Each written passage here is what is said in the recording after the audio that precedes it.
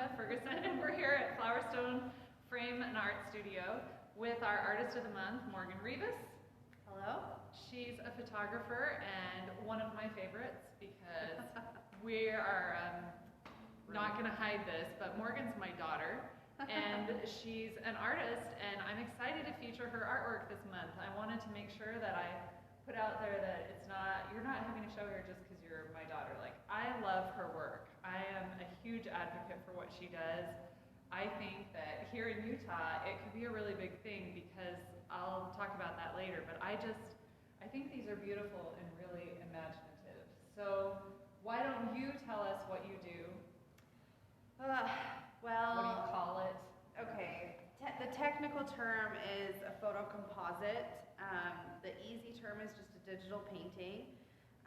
I was in college when actually this was like my graduation project. This is like post-college, they set me free and I discovered That's funny, this. that's where my big series was too. Yeah, like I graduated and then this happened. So it's not like I got any feedback from my professors or anything like that on it.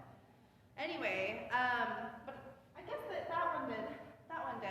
I started the project in school, I guess, with my first one with a picture of you when you were little. Okay, so I'll tell you about this picture because this is one of the things that's cool.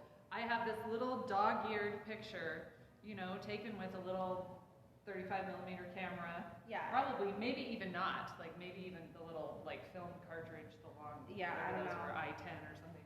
And it was a picture of me when I was 3 or 4 playing piano at my Aunt Tar's house, and I remember sitting there going ooh ooh ooh ooh ooh ooh, trying to hit the notes. And nobody else would remember that, and it's this little picture that's just gotten beat up. It's not digital, there's no other copy of it anywhere, but it was in a drawer somewhere, and Morgan found it. I actually think I put it in a little frame on top of the piano, right? Okay, so, and you found it. I found it, and I gave life to it. So, it's in the show. It's got I don't know if you can see it in the video. Anyway, it's one of the first pieces. If you've ever seen my work, this is always in it because it's where it started. So as that evolved, you can see in that one there's a lot of graphics, and I was in a Photoshop class, so I was just playing with different layers are less natural. The layers are less natural. But then, as I got going with it, I started to take photos for the composites. And if you can't see what that is, she took me playing that piano and put me inside this big flower. So, yeah, graphics and things and a nice background around it. In the background, you can see really lightly there's like music notes and staffs and stuff too. So the next phase of this project was we went to Oregon as for a family trip, and this isn't tracking. Here we go. We went to Oregon, and my sisters and I went out and took fairy photos. So I dressed them up in fairy costumes, brought out the fairy costumes, and we went into the woods and we took photos. And this is one of the ones that came out from that. So this is a good example of the work, and there's not a whole lot of Photoshop in this one. So some of them are just like taken for the project and some of them aren't. But as I grew, I learned to blend the two realistic ideas to the old ideas, and that transformed into turning old photos into these realistic images and composites and giving them magic again. Because what I love about it is you've seen this picture maybe your whole life, like I had seen this picture of me playing the piano. I'd seen it my whole life, and I was used to it, and it's, you know, got these dog ears or whatever, and it's in a tiny little frame. This is all it's ever going to be, unless, you know, I mean, I could get somebody to maybe touch up any creases and blow it up, and that's what most people do to make their pictures nicer, and they blow them up as best they can. You can't get a lot of clarity, but, you know, you can do that with your picture. But it wasn't a great picture. Why would I do that, right? It wasn't a great picture to begin with. No. But now it's in a beautiful frame, and it's artwork, and it's a memory that I have, and it's me, which I know that's just appealing to our vanity marketing. But I love that it's more personal, and I have people who walk up to this and go, oh, what's this? You know, because it's so different. Yeah. But I love that you can take, even like you go, well, this is the best picture I have of so-and-so, but look at this, like the dirty kitchen's behind him. you know, or something like that, and you're like, oh no, that doesn't matter. This is your favorite picture. I will make it so much better. Right. Like, I love that. Yeah. So I actually ended up ordering some pictures off of eBay for this project, and that's what this one turned into. Was this? It's just an old photo I got off eBay from New York. These guys, I got a whole set of these, and I turned it into something something different. Working with vintage photos is really fun for you, right? It is, because I've always had a thing for vintage stuff. I've always loved like the story behind it. I like the styles from way back then. Like all through college, I did pinup photos and glamour, and I love. So it's fun to get like those random anonymous photos that you have from eBay. You can make up the story behind them, and you can make up the story that you create for them too with your composite. Yeah. But we also had a photo come in that was this antique photo. Yeah.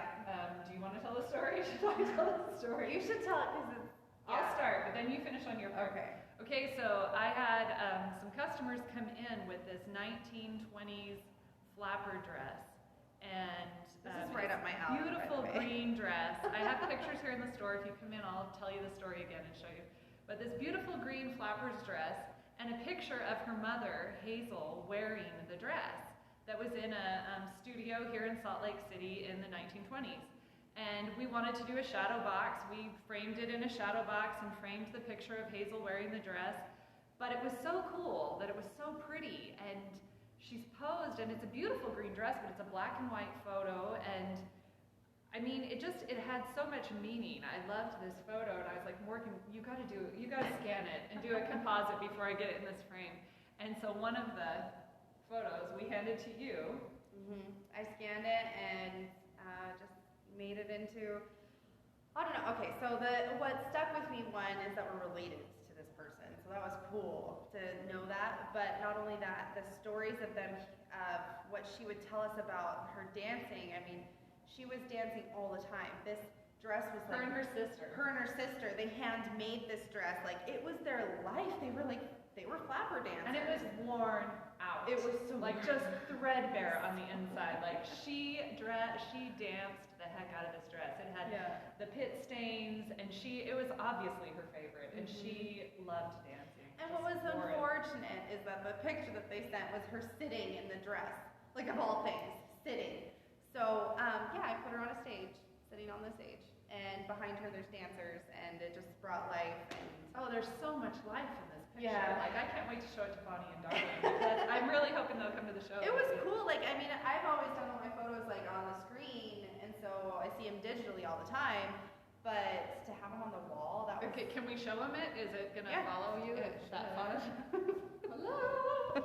This cool equipment. I know, right? So yeah, this one is the Hazel picture, and I love it. I mean, even the layers that you do of the splash and stuff. Okay, so do you want to talk about the wings? Okay, so the wings. That's kind of my thing.